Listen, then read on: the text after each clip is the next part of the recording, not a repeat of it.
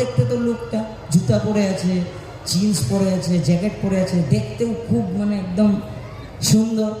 অবিন্দার কাছে যাওয়া যায়। তো অবিন্দার কাছে যখন গেলাম, আমি দৌড়ে গেছিলাম, আমি হাঁপাচ্ছি। তো অবিন্দা আমাকে বললো, এই কি হয়েছে বল। তো বললো, আগে মাধ্যমিক দিয়েছি, আগে কি করব। তো অবিন্দা আমাকে একটা কথা বললো যে, এই তোর ম্যাথসটা উইক না? না আমি বললো, তুই কি করবি? আমি বলছি, আগে সায়েন্সটা ভেবেছি নাকি। তো অবিন্দা বললো, তোর দ্বারা সায়েন্স হবে না। আর আমার মনে খুব দুঃখ লাগলো, বললো এটা কিরকম ভগবান প্রথমেই বলে দিচ্ছে তোর দ্বারা এটা হবে না, ওটা হবে না। তোর অবিন্দা আমাকে একটা কথা বললো যে, এই তোর ম্যাথসটা উইক না? তো আমি ভগবান বিশ্বাসী ছিলাম না, কিন্তু অ্যাথিস্ট ছিলাম। কিন্তু সেদিন আমার মনে হলো যে অবিন্দাটা কি ভাই, তিনি কিভাবে জানলো? তিনি বললো, এই তোর ম্যাথসটা উইক না? লাগবে। তো বললো, তুই কমার্স না আর্টস নিয়ে পড়, যা। তারপর আবার ডাকলেন, বলে, এই শুন, তুই আমার জন্য একটা কাজ করতে পারবি? আমি বলছি, আগে। বলেছে, আমার জন্য 50টা লোক তুই নিয়ে আন আমার বাবার জন্মদিন। আমি বলছি, আগে ঠিক আছে। তারপর আবার বলে, শুন, প্রত্যেক সেমিস্টারে আমাকে একবার একবার করে মুখ দেখাবি কিন্তু। আমি বলছি, আগে। আমি চলে আসলাম। আর আমার গুরু ভাইদের সাথে সম্পর্ক ঠিক ছিল না। আমি সৎসঙ্গ মন্দিরে তখনই যেতাম যখন সৎসঙ্গে আনন্দবাজারে পনির হতো, মানে খেতে যেতাম আর কি, লিটারেলি। আমার ঠাকুরের সাথে সম্পর্ক ছিল না। কিন্তু এই যে অবিন্দা বলেছে যে 50 জন লোক নিতে হবে, তো আমি একটু মানুষকে রিকোয়েস্ট করা আরম্ভ করলাম যে, চলো চলো চলো আমার সাথে দেওঘর চলো, আমার সাথে দেওঘর চলো। ওরকম করে দেওঘর নিয়ে গেলাম। আর ওই দেওঘর যাওয়ার পরিক্রমায় কী হলো, যে আমার ক্লাস 10-এর রেজাল্ট, এক্সাম কিন্তু খারাপ দিয়েছিলাম, কিন্তু ক্লাস 10-এর রেজাল্টটা ভালো হয়ে গেল। ফার্স্ট ডিভিশন 4টাতে লেটার পেয়ে গেলাম, 74% পেয়ে গেলাম। কিন্তু 75%-এ ল্যাপটপ দিত।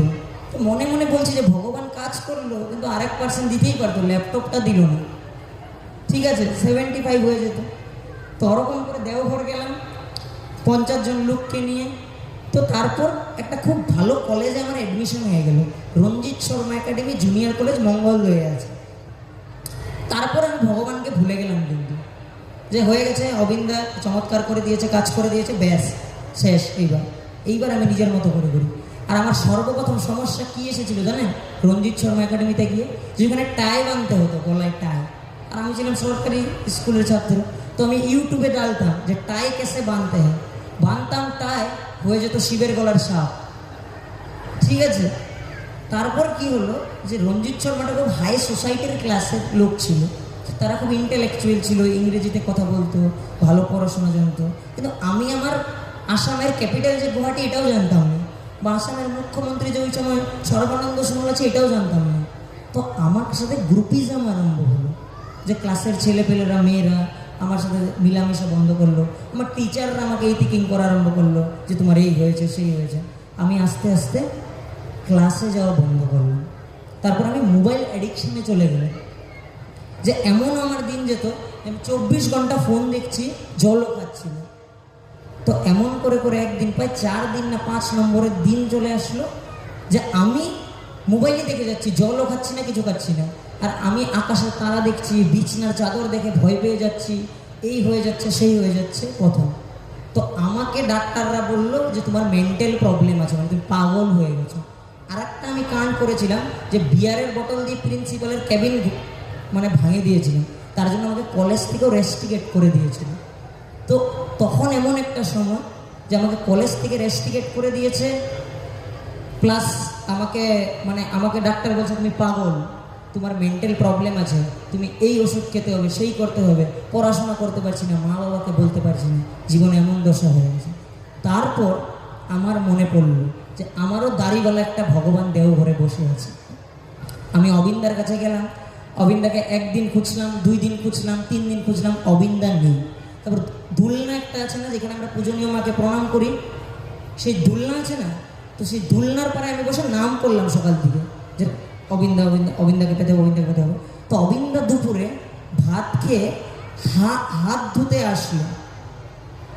ঠিক আছে, তারা ভাত খেয়ে অবিন্দা হাত ধুতে যখন আসলো, তখন আমি অবিন্দাকে বিরাট বড় একটা গল্প শুনলাম, যে দাদা আমার জীবনে এই হয়েছে, এই হয়েছে, আমি নেশা করেছি, এই করেছি, আমি ঘরের লোককে বলিনি, আমি পাগল হয়ে গেছি, হ্যাঁ তেন একটা বিশাল বড় কথা অবিন্দা তাকে বললো। তখন অবিন্দা আমার বা হাত দিয়ে এই কাঁধে হাত রাখলো, হাত দিয়ে অবিন্দা একটা লাইন বললো যে ঘাবড়াবি না, আমি আছি তো, মানে don't be panic, I am with you, আমি আছি। আর সেই কথাটা শুনে আমার মনে একটা আলাদা জিনিস জাগলো। আমি খুব দুঃখ পেলাম যে অবিন্দা অন্য লোককে এত কিছু বুঝিয়ে বলে, কিন্তু আমাকে শুধু বলল যে তার মানে আমি তোর সাথে আছি। তো আমার একটা বন্ধুকে ফোন করলাম আমি, সমু বলে, আমি বললাম দেখ না, অবিন্দা সবাইকে এত কিছু বুঝিয়ে বলে, হয়তো আমি এতটাই বাজে যে অবিন্দা আমার সাথে কথা বলাই পছন্দ করে না। তখন সে আমাকে একটা এক্সাম্পল দিল, বললো ঘরে যখন দুটো বাচ্চা হয় তখন যে বাচ্চাটা সবার থেকে চঞ্চল, মা বাবা তার পিছনেই সময় দেয়। বললো যেই বাচ্চাটা চঞ্চল না তার পিছনে সময় দেয় না। বললো অবিন্দা কো তেরে উপর বহুত বিশ্বাস, বললো অবিন্দা তোকে অনেক বিশ্বাস করে। আর সেটা কথা আমার মনে লাগবে। আমি বললাম যে অবিন্দাকে খুশি করার জন্য এবার আমি কাজ করব। হয়তো আমি মা বাবাকে করিনি, কাউকে করিনি, কিন্তু আজকে আমার ভগবান, যিনাকে বিশ্ব ব্রহ্মাণ্ডের এত এত লোক বলে, যাকে আমি চিরকাল এত বাজে বলেছি, সে আজকে আমাকে বলছে যে আমি তোর সাথে আছি। তারপর একজন মাইনাদা বলে ওএনজিসির ইঞ্জিনিয়ার আছে, আমি তাকে জিজ্ঞাসা করলাম, আচ্ছা তুমি যে অবিন্দার সাথে থাকো, আমারও থাকার ইচ্ছা, তোমার কি করলে অবিন্দা খুশি হবে? বললো তুই কি করছিস? আমি 12 দিচ্ছি।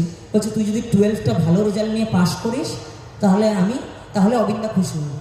আমি বললাম 12টা ভালো রেজাল্ট? আমি তো পড়াশোনাই জানি না, আমার তো এতটুকুই খারাপ। তারপর আমি অবিন্দার একটা ছোট ছবি নিয়ে গেলাম, আমার ভাড়া রুমে অবিন্দার ছবিটা বসালাম। তখন আমার কলেজে প্রিন্সিপালের হাতে পায়ে ধরে রেস্ট্রিকশন উইথড্র করালাম। আমার পরীক্ষার 3 মাস বাকি।